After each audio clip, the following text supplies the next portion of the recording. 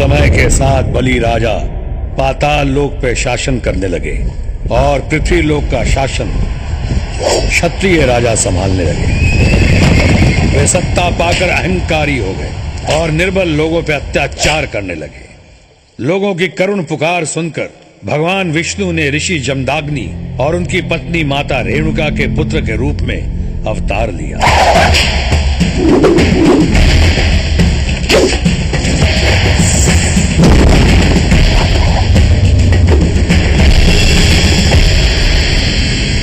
आज तुम्हारी शिक्षा संपन्न हुई। ये परशु मैं तुम्हें ब्रह्मास्त्र के रूप में भेंट करता हूँ। अब तुम अजय हो। अब संसार तुम्हें परशुराम के नाम से संबोधित करेगा। शिक्षा पाने के बाद परशुराम अपने माता पिता के आश्रम में लौट आए। समय यूं ही बीत रहा था कि अचानक एक दिन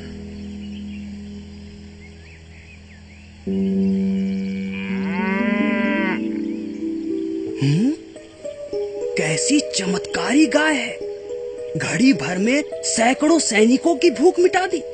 इसे तो महाराज की सेवा में होना चाहिए। सच कहते हो। इसे ब्राह्मण के आश्रम में नहीं, राजमहल में होना चाहिए। आपके चरण रज से ब्राह्मण की कुटिया पवित्र हुई महाराज। ब्राह्मण देवता, आपकी कामधेनु हमें चाहिए। जितनी भी स्वर्ण मुद्राएं आप उचित समझें मांग लें। महाराज, ब्राह्मण के जीवन में स्वर्ण मुद्राओं का क्या मूल्य, और फिर कामधेनु हमारी माता के समान है। माँ को बेचा नहीं जाता महाराज। तो राजा के आदेश की अमानता का परिणाम भी देख लो। सैनिकों, कामधेनु को राजमहल में ले जाओ। एक पग भी आगे बढ़ाया तो मृत्यु निश्चित है।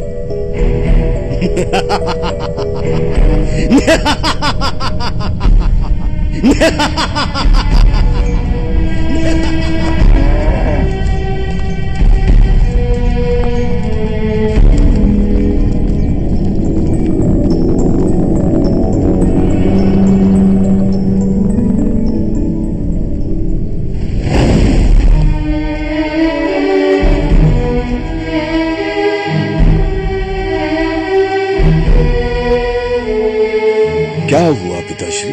आप लोग इतने दुखी क्यों हैं? राजा कार्तवीर्य अर्जुन आखेट के लिए आया था। मैंने उसका स्वागत सत्कार किया, दुग्धपान कराया, लेकिन उसकी नियत में खोट आ गई। उसके आदेश पर सैनिक कामधेनु को ले गए। आपने उन्हें जाने कैसे दिया? हम क्या करते, विवश होकर देखते रहे। किंतु मैं विवश नहीं हूँ। राजा हो या महाराजा, कुछ भी करके मैं कामधेनु को वापस लाऊंगा। राजा का वध भी करना पड़े तो भी। ब्राह्मण का धर्म युद्ध करना नहीं, धर्म और ज्ञान का प्रसार करना है। अब क्षत्रियों के अत्याचार का अंत करना भी मेरा धर्म है। क्षत्रियों के सर्वनाश का प्रण करता हूँ। कल का सूर्योदय कामधेनु इसी आश्रम में देखेगी।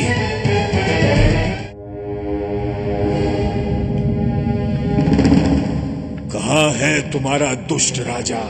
उससे कहो चुपचाप कामधेनु लौटा दे। मैं उसका अपराध क्षमा कर दूंगा, अन्यथा उसे अपनी नीचता का फल भोगना ही होगा। क्या कहा? उस ब्राह्मण पुत्र ने मुझे ललकारने का दुस्साहस किया है। इस धृष्टता का दंड उसे मिलकर ही रहेगा। परशुराम का सिर राजमहल के द्वार को शोभित करेगा।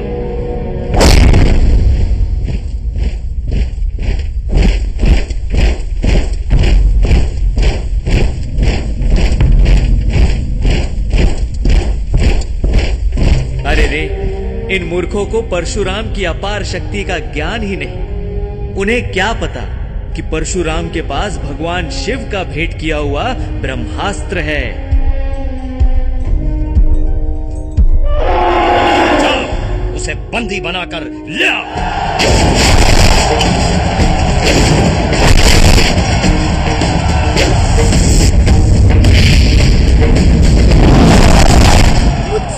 खून खराबा देखा नहीं जाता, रोकिए ना इन्हें। परशुराम को रोकूं? मैं? मरना है मुझे? नारायण नारायण। तुम्हें डर लग रहा है? तुम अपनी आंखें बंद कर लो। मेरी चित्कार सुनी नहीं जाती। हे सुंदरी, तुम अपने कान बंद कर लो।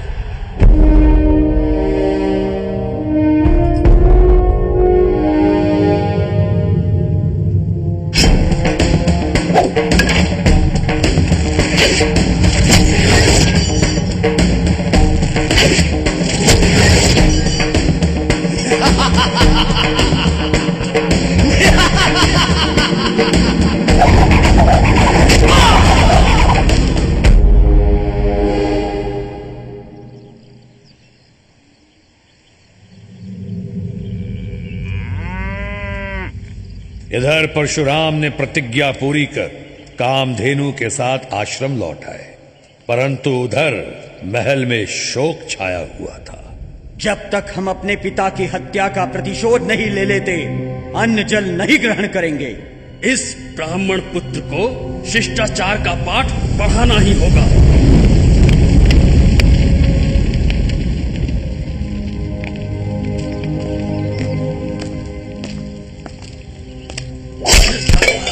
यही उचित है।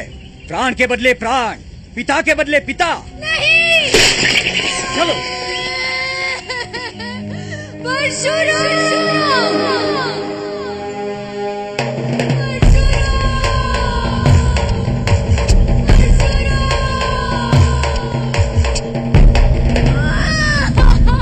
उन राजपुत्रों ने तुम्हारे पिता की हत्या कर दी।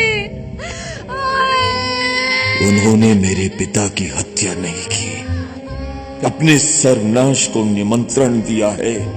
माताश्री, जितनी बार तूने अपनी छाती पीटी है, उतनी बार मैं क्षत्रिय वंश का नाश करूंगा, धरती को क्षत्रिय मुक्त कर दूंगा।